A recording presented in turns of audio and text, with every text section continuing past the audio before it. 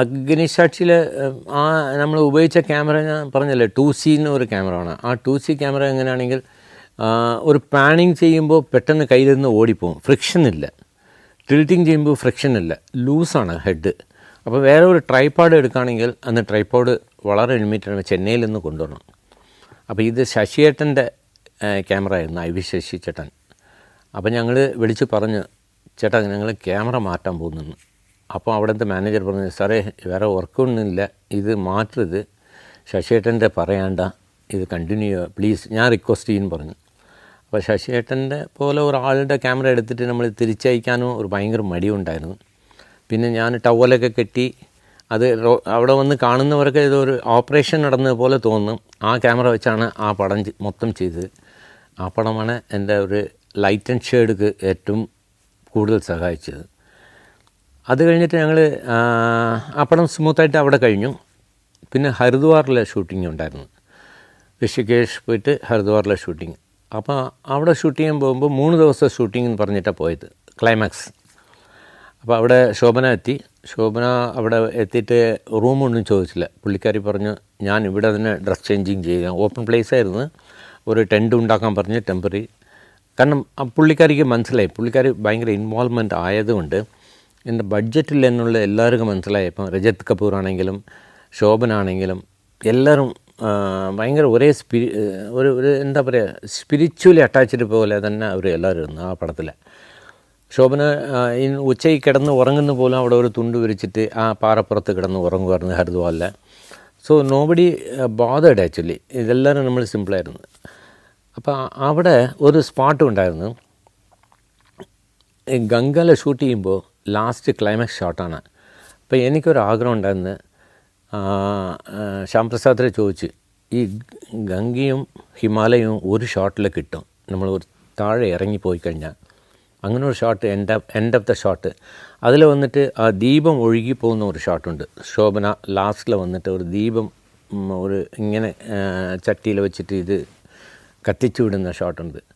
അത് ഗാഞ്ചസിൻ്റെ ബാക്ക്ഗ്രൗണ്ട്, ഗാഞ്ചസും റിവറും മലയും കിട്ടുന്ന പോലെ ഒരു ഷോട്ട് കിട്ടിയാൽ ഭയങ്കര മീനിങ് ഫുള്ളായിരിക്കും പറഞ്ഞു. ഓക്കെ വിൽ ഡു ഇറ്റ് എന്ന് പറഞ്ഞ് നമ്മളെല്ലാവരും ഷിഫ്റ്റ് ചെയ്ത് പോയി. അപ്പം മാത്രമേ ഞാൻ പറഞ്ഞു, അത് ഉള്ളിൽ പോയി ഷോട്ട് എടുക്കുകയാണെങ്കിൽ ക്രെയിൻ വേണം. അങ്ങനെ പ്രൊഡ്യൂസറോട് റിക്വസ്റ്റ് ചെയ്തപ്പോൾ ഡൽഹിയിൽ നിന്ന് ക്രെയിൻ വന്നു. കുറച്ച് എക്സ്പെൻസീവ് ആണ്, പക്ഷേ ആ ഒരു ഷോട്ടിന് വേണ്ടി സമ്മതിച്ചു പ്രൊഡ്യൂസർ. അങ്ങനെ ആ ക്രെയിൻ വന്ന് ഫിറ്റ് ചെയ്ത് എല്ലാം റെഡിയായി, റിഹേഴ്സലൊക്കെ നോക്കി എവറിത്തിങ് ഫിനിഷ്. അപ്പം 6 മണിക്കാണ് ആ ഷോട്ട് എടുക്കണമെന്ന്. കാരണം മാജിക്കൽ അവേഴ്സിൽ ആ ഷോട്ട് എടുത്താൽ അത് പെർഫെക്റ്റ് ആയിരിക്കും എന്നുള്ള ഒരു തീരുമാനം എടുത്തു എല്ലാവരും. അങ്ങനെ ഇരിക്കുമ്പോൾ 4 മണിക്ക് കയറി ഞാൻ റിഹേഴ്സലൊക്കെ ചെക്ക് ചെയ്ത് എവറിത്തിങ് പെർഫെക്റ്റാണ്. ലെൻസ് ഇട്ട് നോക്കി, വൈഡ് ലെൻസ്, ലോ വാട്ടർ വരുന്നത്. അപ്പോൾ അസിസ്റ്റൻറ്റ് ഡയറക്ടേഴ്സ് വെച്ച് ക്രെയിൻ ഓപ്പറേഷനൊക്കെ നോക്കി എവറിത്തിങ് ഇസ് ഫൈൻ. ഷോട്ട് എടുക്കാൻ 5:30 മണിക്ക് ഞാൻ വീണ്ടും ക്രെയിനിൽ കയറുമ്പോൾ ക്രെയിൻ മൊത്തം പൊതഞ്ഞു പോയി. ആ മണ്ണ് ഈർപ്പം കൊണ്ട് കംപ്ലീറ്റ് പൊതഞ്ഞു പോയി. ക്രെയിൻ അങ്ങനെ മലന്നു പോയി. സോ ചരിഞ്ഞപ്പോൾ തിരിച്ച് ക്രെയിൻ ഫിറ്റ് ചെയ്യാൻ ഒരു സ്പോട്ടും ഉണ്ടായില്ല. അവിടെ എവിടെ ഇട്ടാലും സ്ലിപ്പായി വീഴും. അങ്ങനെ വന്നപ്പോൾ ഐ വാസ് സോ ഡിപ്രസ്ഡ്. ഈ ഷോട്ട് പോയില്ല. ബാക്കി എല്ലാവർക്കും അത് എത്ര ഡിപ്രഷൻ കിട്ടിയെന്ന് എനിക്കറിയില്ല. എല്ലാവരും ഒരു അപ്സെറ്റ് കാണിച്ചു. പക്ഷേ എൻ്റെ മനസ്സിൽ ഈ twilight, Himalayan hill and Ganga, ഈ 3ഉം ചേർത്ത് ഒരു ഷോട്ട് കിട്ടുന്നത്, പിന്നെ ആരതി ഇങ്ങനെ ഒഴുകി വരുന്നത്, ഇത് മിസ്സാവുമെന്ന് പറഞ്ഞ് എനിക്ക് ഭയങ്കര സങ്കടം വന്നിട്ട് ഞാൻ ആ ഡിപ്രഷൻ ആർക്കും കാണിച്ചില്ല. അങ്ങനെ നടക്കുക, ആ മലയിൽ ഇങ്ങനെ നടക്കുക, അങ്ങനെ നടക്കുക, ഇങ്ങനെ നടന്നുകൊണ്ടേയിരിക്കുമ്പോൾ എനിക്ക് പെട്ടെന്ന് തോന്നി ഒരു കയറുണ്ടോ എന്ന് ചോദിച്ച്. അപ്പം ഡൽഹിയിലൊന്ന് ലൈറ്റിംഗ് അസിസ്റ്റൻസ് ഹേ സാറെന്ന് പറഞ്ഞു കയറെടുത്തിട്ട് വയറ്റിൽ കെട്ടിവെച്ച്. അപ്പോൾ ഐസ് ബ്ലോക്സൊക്കെ ഇങ്ങനെ പോയിക്കൊണ്ടിരിക്കുക ഒരു സൈഡിൽ വാട്ടറിൽ. സോ ഫ്രീസിങ് വാട്ടറാണ്. ഞാൻ ക്യാമറ കയ്യിലിടുന്ന് പറഞ്ഞു ആ അസിസ്റ്റൻറ്റ്. അപ്പോൾ ശ്യാം ബാക്കിയുള്ളവരൊക്കെ എന്നെ നോക്കുന്നുണ്ട് എന്താ ചെയ്യാൻ പോകുന്നെന്ന്. ഞാൻ റെഡിയായിരുന്നു. ശോഭന റെഡി. ഇപ്പം മാജിക്കൽ അവേഴ്സ് തുടങ്ങി, ഇനി മിസ്സായി പോകും, 10 മിനിറ്റ്സേ ഉള്ളൂ, ഈ 10 മിനിറ്റ്സിൽ നമുക്ക് ഷോട്ട് എടുക്കും പറഞ്ഞ് ഞാൻ ഗംഗല ചാടി. എനിക്ക് നീന്തലറിയാൻ അറിയില്ല. ഞാൻ ഒരു ധൈര്യത്തിൽ ചാടി. ഫ്രീസിങ് വാട്ടറാണ്, ഇത്രയ്ക്ക് വെള്ളം ഉണ്ടായിരുന്നു. കയറ് ആ ഒരു ഇതിൽ കെട്ടി വയ്ക്കാൻ പറഞ്ഞു. കാരണം ഞാൻ പോയാലും എവിടെയെങ്കിലും കയറാൻ പറ്റും, ക്യാമറ പോകില്ലേ, ആ ടെൻഷനായിരുന്നു. അതിന് ക്യാമറക്ക് ഒരു ഹാൻഡ് കർച്ചീഫ് വെച്ച് എല്ലാം കെട്ടി ചാടി ആ ഷോട്ട് കിട്ടി. അതാണ് last climax shot. Agnisakshi state award കിട്ടി. പിന്നെ എനിക്ക് ഒരു നല്ല കഥ ഉള്ള പിന്നെ ഞാൻ കുറച്ചുകൂടെ കെയർഫുള്ളായി. നല്ല സ്റ്റോറിയുള്ള പടം മാത്രമേ ചെയ്യാവൂ. കാരണം ഞാനും അടയാറിൽ പഠിക്കുമ്പോഴേ ആലോചിച്ചതാണെങ്കിൽ മലയാളത്തിൽ വന്നു കഴിഞ്ഞാൽ കുറച്ച് ലൈറ്റ് ആൻഡ് ഷെയ്ഡ് ചെയ്യാമല്ലോ എന്ന്. കാരണം തെലുങ്ക് പടം പോലെയോ തമിഴ് പടം പോലെയോ ചെയ്തുകൊണ്ടിരുന്നെങ്കിൽ എനിക്കിഷ്ടമുള്ള ഒരു ലൈറ്റിംഗ് പാറ്റേൺ, പെയിൻറ്റിങ്, ആ കോൺസെപ്റ്റ് ഒന്നും സിനിമ ചെയ്യാൻ പറ്റില്ല എനിക്ക് തോന്നിയത് കൊണ്ടാണ് ഞാൻ മലയാളം ആഗ്രഹിച്ചുകൊണ്ടിരിക്കുന്ന ടൈമിൽ അഗ്നിസാക്ഷി ശരിയായി വന്ന്. അങ്ങനെ ഇരിക്കുമ്പോഴാണ് പിന്നെ എനിക്ക് റിയലിസ്റ്റിക്കായിട്ട് ഫിലിം ചെയ്യണമെന്ന് ഭയങ്കര ആഗ്രഹം ഉണ്ടായിരുന്നു ആ കാലത്തിൽ. ആ സമയത്തിൽ ഞാൻ നമ്മുടെ PN മേനോൻ സാറുടെ ഒരു ടെലിവിഷൻ 50 എപ്പിസോഡ് സീരിയൽ കിട്ടിയായിരുന്നു. ഇത് ചെയ്യാൻ പറ്റുമോ, അതപ്പം സ്റ്റേറ്റ് അവാർഡൊക്കെ വാങ്ങിച്ചിട്ട് ഇത് ചെയ്യുമോ എന്നൊരു ഡൗട്ട് പറഞ്ഞു. ഞാൻ പറഞ്ഞു PN മേനോൻ സാറിനെ പോലെ ഒരാൾ വിളിക്കുകയാണെങ്കിൽ ഞാൻ ഡെഫിനറ്റായി ചെയ്യില്ല, നാഷണൽ അവാർഡൊക്കെ കിട്ടി ഇത്ര വലിയ ഡയറക്ടറെന്ന് പറഞ്ഞ് ഞാൻ പോയി അത് ചെയ്തുകൊണ്ടിരിക്കുമ്പോഴാണ് വിനയൻ ഒരു സിനിമ ചെയ്യുന്നു എന്ന് പറഞ്ഞിട്ട് എനിക്കൊരു ഫോൺ കോൾ വരുന്നത്. അത് ഫോൺ കോൾ വരുന്നത് ആരാണെങ്കിൽ ഇന്ന് ഇന്ദ്രജിത്തിൻ്റെ വൈഫായിരിക്കുന്ന പൂർണിമ ഇന്ദ്രജിത്തിൻ്റെ അമ്മ. അവർ എൻ്റെ ഒരു റിലേറ്റീവാണ്. ഒരു കുഞ്ഞമ്മ ആയിട്ട് വരും, അമ്മയുടെ ഒരു ബന്ധത്തിൽ വരും. അവർ വിളിച്ചിട്ട് എന്നെ വീട്ടിൽ വിളിക്കുന്ന പേര് അഴകേഷ. അപ്പോൾ അഴകേഷ് ഇങ്ങനൊരു സിനിമ ചെയ്യുന്ന വിനയനാണ് പടം ചെയ്യുന്നത്, അത് നിങ്ങൾ ക്യാമറ ചെയ്ത് കൊടുക്കണമെന്ന്. അപ്പോൾ വിനയനക്ക് നിങ്ങൾ അറിയില്ലല്ലോ. ഞാൻ ആലോചിച്ചിട്ട് പറയാൻ പറഞ്ഞു. കാരണം ഞാൻ അങ്ങനെ പറയാൻ കാരണം അതിന് മുമ്പ് ഡയറക്ടർ വിനയൻ്റെ സക്സസ്ഫുൾ പടങ്ങളുണ്ട്. പക്ഷേ പുള്ളിയുടെ ഒരു ടേസ്റ്റ് വ്യത്യാസമുണ്ടല്ലോ, അത് എനിക്ക് വർക്ക് ചെയ്യാൻ പറ്റുമെന്ന് ഒരു കൺഫ്യൂഷൻസ് ഉണ്ടായിരുന്നു. അതുകൊണ്ടാണ് ഞാൻ അങ്ങനെ പറഞ്ഞത്. കാരണം ഇനി അടുത്തൊരു പടവും അതേ ഇപ്പോൾ അഗ്നിസാക്ഷി കിട്ടി, അപ്പോൾ അതിന് മേളിൽ ഒരു പടം കിട്ടുമോ ഇല്ല വേറൊരു ഡയറക്ടർ വ്യത്യാസമായി ചെയ്യുന്ന ഒരു അക്കാഡമിക് ഫിലിം പോലെ ചെയ്യുകയാണെങ്കിൽ ചെയ്യാൻ ഒരു തീരുമാനം എടുത്തിരിക്കുമ്പോഴാണ് ഇങ്ങനെ വന്നപ്പം ഞാൻ കൺഫ്യൂഷനായിട്ട് അത് ഒന്ന് ആലോചിച്ച് പറയാൻ പറഞ്ഞു. അത് കഴിഞ്ഞിട്ട് വിന്ധ്യൻ പ്രൊഡ്യൂസർ വിളിക്കുന്നു. അഴകപ്പൻ നിങ്ങൾ ചെയ്താൽ നിങ്ങൾക്ക് ഇഷ്ടപ്പെടുന്ന ഒരു കഥയാണ്. അപ്പം ഞാൻ പറഞ്ഞു വന്നിട്ട് കൊച്ചിയിൽ വന്നിട്ട് കഥ കേൾക്കാമെന്ന് പറഞ്ഞു. പക്ഷെ അവർ അത് വിട്ടില്ല. കാരണം അന്ന് രാത്രി തന്നെ വിനയൻ പിന്നെ ഡയറക്ടർ വിനയൻ, ലത്തീഫ് ക, ഇവരെല്ലാവരും കൂടി അവിടെ ഒറ്റപ്പാലത്ത് രാത്രി 9 മണിക്ക് വന്നു. ഈ ഫോൺ കോൾ വരുമ്പോൾ ഞാൻ PN മേനോൻ സാറുടെ വർക്ക് കണ്ടിന്യൂ ചെയ്തുകൊണ്ടിരിക്കുക, ഒറ്റപ്പാലം ഗസ്റ്റ് ഹൗസിൽ താമസിച്ചുകൊണ്ടിരിക്കുക. അപ്പോൾ മേനോൻ സാറിൻ്റെ പറഞ്ഞു, സാർ ഒരു ഫോൺ വന്നിട്ടുണ്ട്, രാത്രി ഒരു ഡയറക്ടർ കാണാൻ വരുന്നെന്ന് പറഞ്ഞ് എത്ര മണിക്ക് നമ്മുടെ ഷൂട്ടിങ്ങിന്. അഴകപ്പന് എത്ര മണിക്ക് പോകണമെന്ന്. അവർ 9 മണിക്ക് വരാൻ പറഞ്ഞെന്ന്, 8 മണിക്ക് പാക്കപ്പ് ചെയ്യാമെന്ന് പറഞ്ഞിട്ട് അങ്ങനെ 8 മണിക്ക് പാക്കപ്പ് ചെയ്ത് അങ്ങനെ ഗസ്റ്റ് ഹൗസിൽ വന്നു. PN മേനോൻ സാറ് അവർ വന്ന് എല്ലാവർക്കും അറിയാമല്ലോ. അപ്പം അദ്ദേഹത്തെ പരിചയപ്പെട്ടു. പിന്നെ ഞാൻ വിനയനെ ആദ്യമായി കാണുന്നു, ഹലോ പറഞ്ഞ് അങ്ങനെ കഥ കേൾക്കാൻ പറഞ്ഞു. കഥയെല്ലാം കേട്ടിട്ട് ഇത് ചെയ്യാമല്ലോ അഴകപ്പൻ പറഞ്ഞു. അപ്പം ഒരു ഹെസിറ്റേഷൻ ഉണ്ടായിരുന്നു. കാരണം വേറെ ഒന്നുമില്ല, ഈ എൻഡ് ഓഫ് ദ ക്ലൈമാക്സ് എനിക്ക് അന്ന് ഇഷ്ടപ്പെട്ടില്ല. ആ പടത്തിലുള്ള ക്ലൈമാക്സ് അത് വർക്കൗട്ട് ആവുമോ സിനിമാറ്റിക് ആവുമോ എന്നൊരു ഡൗട്ടുണ്ടായി. അപ്പം ഞാൻ അവിടെ വെച്ച് ഡയറക്ടർ വിനയനോട് പറയാനും മടിയുണ്ടായി. എങ്ങനെ ഒരു ഡയറക്ടർ ഇങ്ങനെ പറയാം, ഒരു കഥയായിട്ട് എന്നെ കാണാൻ അങ്ങോട്ട് വന്നിരിക്കുക, ആ റെസ്പെക്റ്റ് കളഞ്ഞ പോലെ ആവും പറഞ്ഞിട്ട് ഞാനൊന്നും പറഞ്ഞില്ല. ആലോചിച്ച് ഇതിൻ്റെ ഷെഡ്യൂൾ കഴിഞ്ഞിട്ട് ഞാൻ പറയാൻ പറഞ്ഞു. ഇല്ലല്ലേ നാളെ തന്നെ പറയണു. അടുത്ത ദിവസം ഞാൻ വിന്ധ്യനെ വിളിച്ചു. എൻ്റെ ഫ്രണ്ട്ഷിപ്പ് ഉണ്ടായിരുന്നു വിന്ധ്യൻ, സ്കൂൾ ഓഫ് ഡ്രാമ ആയതുകൊണ്ട്. അപ്പോൾ വിന്ധ്യൻ്റെ പറഞ്ഞു, വിന്ധ്യൻ ഇത് ഓക്കെ, ഇതിൻ്റെ ക്ലൈമാക്സ് എനിക്ക് ഡൗട്ടുണ്ട്, ഇത് ഭയങ്കര സിനിമാറ്റിക്കാണ്, തമിഴോ തെലുങ്കോ ഫിലിമാണെങ്കിൽ ഓക്കെ, നമ്മുടെ മലയാള സിനിമയ്ക്ക് ഇത് വർക്കൗട്ട് ആവുമോ എനിക്ക് ഡൗട്ട്. കുഴപ്പമില്ല, നാളെ റൈറ്റർ വിളിക്കുമോ നിങ്ങളെന്നു. അപ്പോൾ എനിക്കൊരു കോൺഫിഡൻസും ഉണ്ട് പറയുന്നതിൽ, പക്ഷേ തെറ്റാവാനും ഒരു കൺഫ്യൂഷനും ഉണ്ട്. ഞാൻ ഇങ്ങനെ പറയുന്നത് തെറ്റാണ്, അധികം മലയാള പടം പോലും ചെയ്യാത്ത ഒരാൾ. പക്ഷേ എനിക്ക് എൻ്റെ എക്സ്പീരിയൻസ് വന്നിട്ട് വേറെ ടൈപ്പ് ഓഫ് ഡയറക്ടേഴ്സ് കൂടെ വർക്ക് ചെയ്തുകൊണ്ട് എക്സ്പീരിയൻസ് ആയിരിക്കും ഞാൻ ധൈര്യം കിട്ടിയത്. അപ്പോൾ അങ്ങനെ നൈറ്റിലെയാണ് ജയ് പള്ളാശ്ശേരി ചേട്ടൻ വിളിക്കുന്നത്. അഴകപ്പൻ എൻ്റെ പേര് പള്ളാശ്ശേരിയാണ്.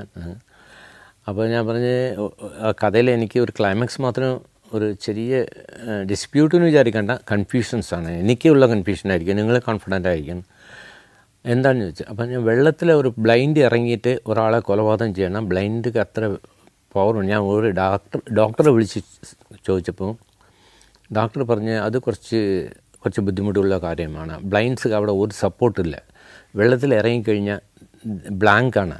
അവർക്ക് ഐഡൻറ്റിഫിക്കേഷൻ സ്ഥിരം റൂട്ടല്ല. അപ്പോൾ സ്ഥിരം റൂട്ടല്ലാത്തത് കൊണ്ട് അവർക്ക് ഒരു പാത്ത് അവർക്ക് ഇമാജിൻ ചെയ്യാൻ പറ്റില്ല. വെള്ളത്തിൽ വെച്ച് ക്ലൈമാക്സ് വെച്ചിട്ടുണ്ടെങ്കിൽ. സോ അത് ഗ്രൗണ്ടാണെങ്കിൽ അവർ യൂഷ്വലായി പോകുന്ന ഒരു പാത്താണെങ്കിൽ അവർക്ക് അറിയാം ഇവിടെ മരമുണ്ട്, ഇവിടെ ചെടിയുണ്ട്, അവിടെ വെപ്പനുണ്ട്, എല്ലാം അറിയാം. അങ്ങനെയാണെങ്കിൽ മാൻ പവർ അവർക്ക് ഭയങ്കര സ്ട്രോങ് ആയിരിക്കും എന്ന് പറഞ്ഞ്. അപ്പം ഞാൻ ഇത് പറഞ്ഞു നോക്കി, പുള്ളി അഗ്രി ചെയ്ത്. അങ്ങനെയാണ് ക്ലൈമാക്സ്, ഇപ്പം പടത്തിലുള്ള ഒരു ക്ലൈമാക്സ് പുള്ളി എഴുതിയതാണ്. ഞാൻ പറഞ്ഞതല്ല, ഞാൻ ഈ സംശയം മാത്രം പറഞ്ഞ്.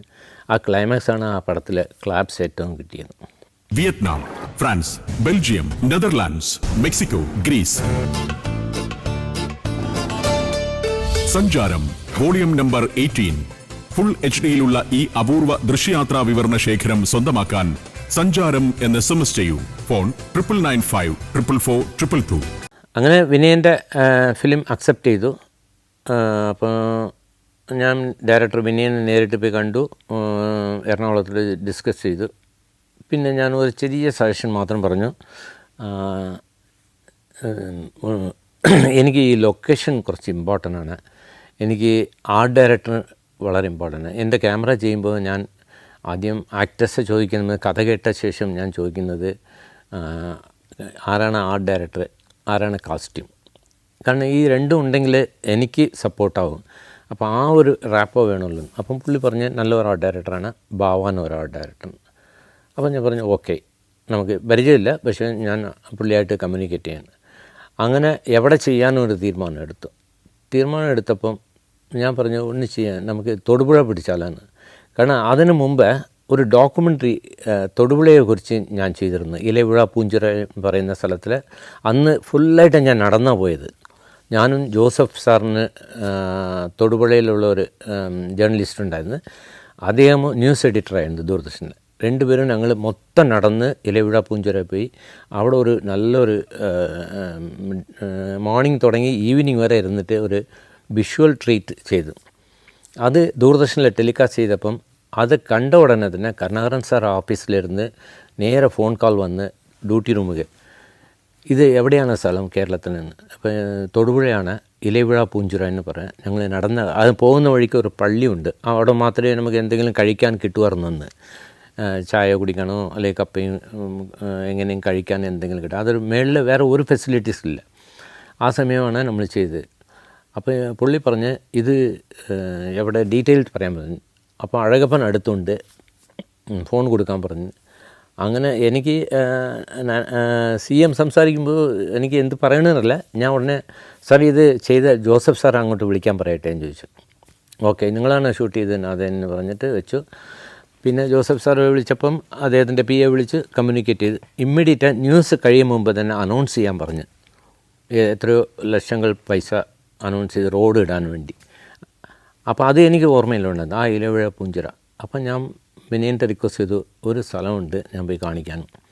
അന്ന് ജീപ്പ് പോകാമായിരുന്നു ഞങ്ങൾ വാസന്തി ചെയ്യുമ്പോൾ.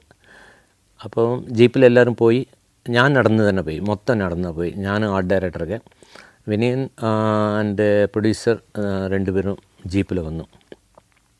അങ്ങനെ ലൊക്കേഷൻ കണ്ടപ്പം ഇതാണ് നമ്മുടെ ടൈറ്റിൽ സോങ്, ഇവിടെയാണ് ഇത് ചെയ്യുന്നത്.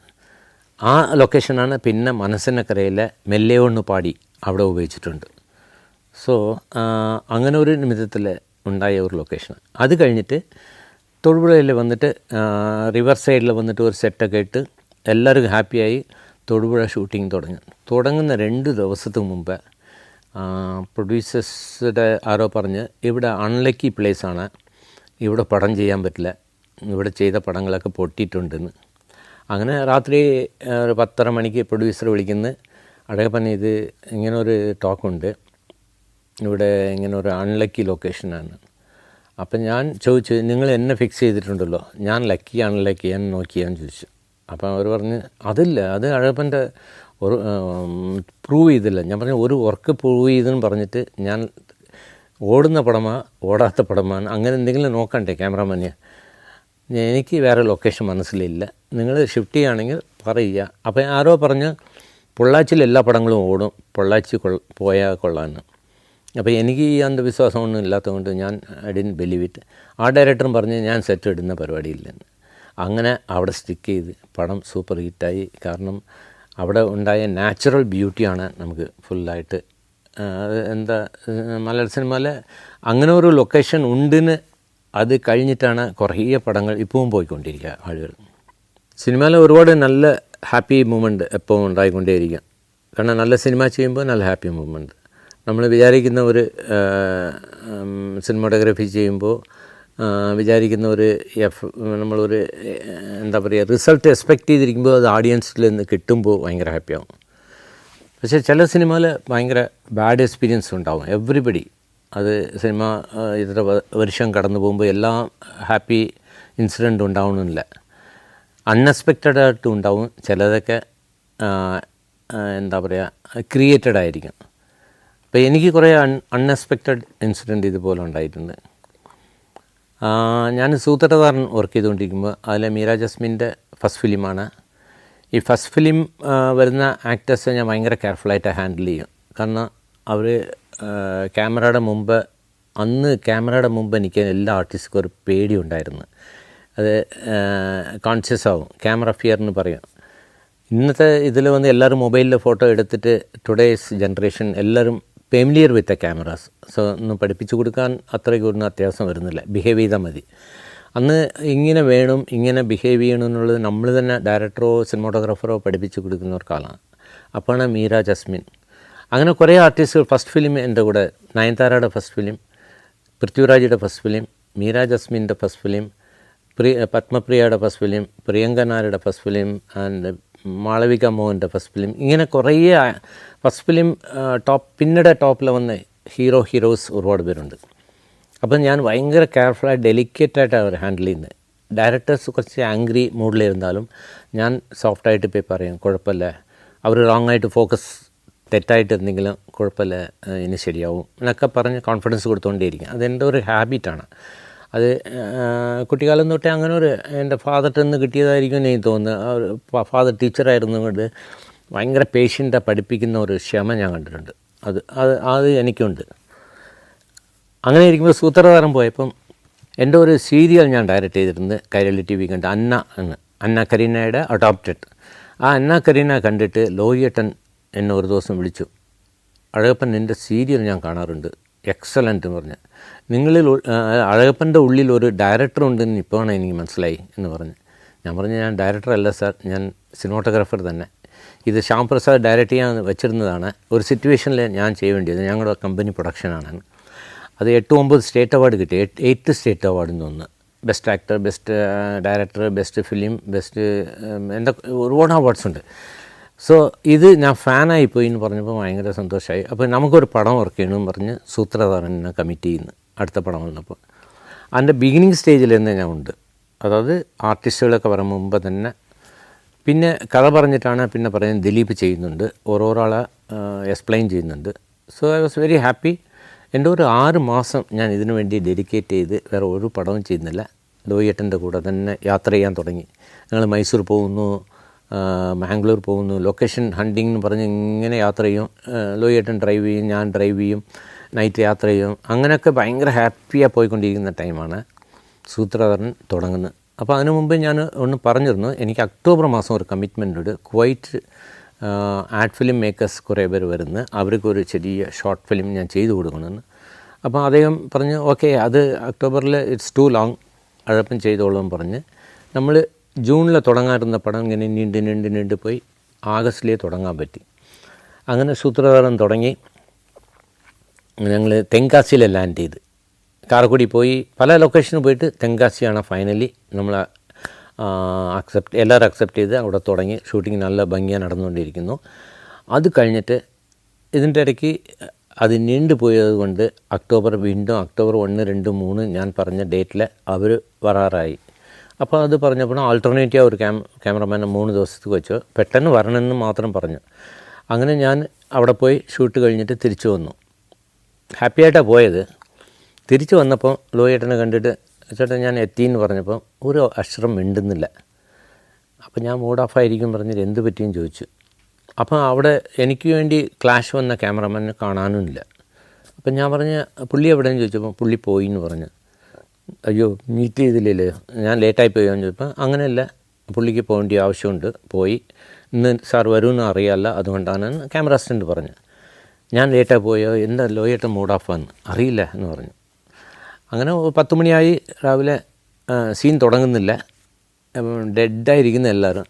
എന്നാലും ഞാൻ പ്രൊഡ്യൂസറിട്ട് പോയി പറഞ്ഞു, പ്രൊഡക്ഷൻ മാനേജർ രാജു നെല്ലിമൂടിട്ട് പോയി പറഞ്ഞു, എന്തോ ലോയേട്ടൻ എന്താ അപ്സെറ്റായിരിക്കുന്നതെന്ന്. ഒരു ചെറിയ പ്രശ്നമുണ്ട് സാർ, ഞാൻ പറയാമെന്ന് പറഞ്ഞു. പറഞ്ഞില്ല. ബ്ലസ്സി ഉണ്ട്, ബ്ലസ്സി അസോസിയേറ്റ് ഡയറക്ടർ. ബ്ലസ്സി പറഞ്ഞു ചെറിയ പ്രശ്നമുണ്ട് പിന്നെ പറയാം. ഇങ്ങനെ എല്ലാവരും പറയുന്നതല്ലാതെ ഞാൻ വീണ്ടും ലോയേട്ടൻ്റെ പോകും സംസാരിക്കുന്നില്ല. ഞങ്ങൾ ഭയങ്കര റാപ്പായിരുന്ന ആൾ പെട്ടെന്ന് ഈ 3 ദിവസത്തിൽ എന്ത് സംഭവിച്ചെന്ന് എനിക്കറിയില്ല. അപ്പോൾ അത് കഴിഞ്ഞിട്ട് പ്രൊഡ്യൂസർ ജലീൽ അദ്ദേഹത്തെ കണ്ട് ഞാൻ ചോദിച്ചു സംതിങ് റോങ് എന്ന് ചോദിച്ചപ്പം പുള്ളി പറഞ്ഞു ഒരു ചെറിയ പ്രശ്നമുണ്ട്, ലോയേട്ടൻ നിങ്ങളുമായിട്ട് ഭയങ്കര അപ്സെറ്റാണ്, സോ ഞാൻ പോയതുകൊണ്ടാണ്. ഇല്ല അതല്ല, നമ്മുടെ ഫിലിം ബന്ധമായിട്ട് റിസൾട്ട് വെച്ചിട്ട് അപ്സെറ്റാണ്. എന്ത് പറ്റിയെന്ന് ചോദിച്ചാൽ നമ്മൾ റഷ്യ കണ്ടതില്ലേ, തിയേറ്ററിൽ പോയി കണ്ടതില്ലേ, പിന്നെ എന്താ പറ്റിയെന്ന് അറിയില്ല, എനിക്കറിയില്ല, അത് നേരിട്ട് ചോദിച്ചോളം പറഞ്ഞു. അങ്ങനെ വീണ്ടും പോകുന്നു, ലോയേട്ടൻ മിണ്ടുന്നില്ല. ഷൂട്ടിംഗ് തുടങ്ങി, ഒരു സീനെടുത്ത്, അപ്പോൾ അടുത്ത ഷോട്ട് എന്താണെന്ന് ചോദിച്ചപ്പോൾ ലോയേട്ടൻ അസിസ്റ്റൻറ്റ് ഡയറക്ടറുടെ പറഞ്ഞു കൊടുക്കും, അവർ എൻ്റെ അടുത്ത് പറയും. പക്ഷെ അങ്ങനെയുള്ള റാപ്പോ അല്ലാതിരുന്നുകൊണ്ട് എനിക്ക് ഉൾക്കൊള്ളാൻ പറ്റിയില്ല. പ്രൊഡക്ഷൻ എക്സിക്യൂട്ടീവ് വീണ്ടും പോയി ചോദിച്ചു, ഞാൻ എന്ത് ചെയ്യണം സാറ്, മാറിപ്പോകുന്ന നല്ലത്, ഇനി ഇങ്ങനെ പോയാൽ ശരിയാവില്ലെന്ന്. ഓക്കെ എന്ന് പറഞ്ഞ് ഞാൻ ഡ്രൈവ് ചെയ്ത് പോയതുകൊണ്ട് ഞാൻ എൻ്റെ കാറിനെടുത്തിട്ട് ഞാൻ ലോയേട്ടൻ്റെ പറഞ്ഞു ഞാൻ പോയിക്കോട്ടെ എന്ന് ചോദിച്ചു. ഓക്കെ മാത്രം കിട്ടി. ലോയേട്ടൻ എന്താ പ്രശ്നമുണ്ടോ എന്ന് ഒന്നും മിണ്ടുന്നില്ല. ഞാൻ എനിക്ക് ഭയങ്കര അപ്സെറ്റായി. തിരിച്ചു വന്നിട്ട് വീട്ടിൽ വന്ന് വൈഫിടെ പറഞ്ഞില്ല, ഞാൻ എന്താ പ്രശ്നമെന്ന് പറഞ്ഞില്ല. എന്താ ഷൂട്ടിങ് കഴിഞ്ഞെന്ന് കള്ളം പറഞ്ഞു. അപ്പം പുള്ളിക്കാരുടെ പറഞ്ഞ് നമുക്കൊന്ന് ചെയ്യാം, ഗുരുവായൂർ വരെ പോയിട്ട് വരാം, തൊഴുതിട്ട് വരാമെന്ന്. അതെന്താണ്, ന്യൂ ഇയർ നമുക്ക് അവിടെ ആഘോഷിക്കാം ഇവിടെ എന്ന് പറഞ്ഞിട്ട് ഒരിക്കലും അങ്ങനെ ചെയ്യാത്ത ഒരു സംഭവം ചെയ്യാൻ പറഞ്ഞ് ഞാൻ ഗുരുവായൂർ പോയി മിഡ് നൈറ്റ് പോയി ചേർന്നു. അവിടെ പോയി റൂമൊന്നും കിട്ടിയിട്ടില്ല. അങ്ങനെ അമ്പലത്തിൻ്റെ അടുത്ത് ഇങ്ങനെ ചുറ്റിയിട്ട് രാത്രി 12 മണിക്ക് തിരിച്ച് നടന്ന് പോകുമ്പോഴാണ് കാർ എടുക്കും മുമ്പ് ഒരാൾ വന്ന് ചോദിക്കുന്നത്, എന്താ അഴകപ്പനല്ലേന്ന് ചോദിച്ചാൽ അതേ എന്ന് പറഞ്ഞുകൊണ്ട് തന്നെ പുള്ളി പറഞ്ഞ് എന്താ ഇവിടെ തപ്പിക്കൊണ്ടിരിക്കുക രാത്രി എന്ന്, റൂം കിട്ടിയിട്ടില്ല എന്ന് പറഞ്ഞു. എൻ്റെ ഹോട്ടലിൽ പുള്ളിയാണ് ഓണറിന് പിന്നെയാണ് മനസ്സിലായി, ഗോവിന്ദ് ആ ഹോട്ടലിൻ്റെ ഓണർ വന്നിട്ട് പുള്ളിയുടെ റൂം തുറന്നു കൊടുക്കാൻ പറഞ്ഞ്. അന്ന് റൂമിൽ കിട്ടാത്ത ദിവസമാണ്. പിന്നെ രാവിലെ തൊഴുതിൽ ഞാൻ തിരിച്ചു വന്നു വീട്ടിലേക്ക് വന്നിട്ട് അവിടെ പോയി ഒരു തീരുമാനം എടുത്ത്. എനിക്ക് ഭയങ്കര ഇൻസൾട്ടഡ് ഫീൽ ചെയ്ത്. അപ്പം ഞാൻ ഇനി സിനിമ ചെയ്യുന്നില്ല, നിർത്തുവാണ്, മലയാള സിനിമ വേണ്ട, എനിക്ക് ഒരു ബാഡ് ഇമേജ് ആയി. ഞാൻ എടുത്ത ഫുട്ടേജ് എല്ലാം ചീത്തയായി പോയിന്ന് പിന്നെ എന്നെ മനസ്സിലാക്കി തന്നപ്പോൾ എനിക്ക് ഷോക്കായിപ്പോയി. എല്ലാവരും കണ്ടത് റഷ്, ദിലീപ് കണ്ടു, മണി കണ്ടു, എല്ലാവരും കണ്ട് ഒരുമിച്ചിരുന്ന റഷ് കണ്ടത്. അന്ന് റഷ് കാണുന്ന ഒരു പരിപാടിയുണ്ട്, ഷൂട്ടിങ്ങിൻ്റെ ഇടയ്ക്ക് ഒരു 10 റോൾ ഡെവലപ്പ് ചെയ്ത് വരും.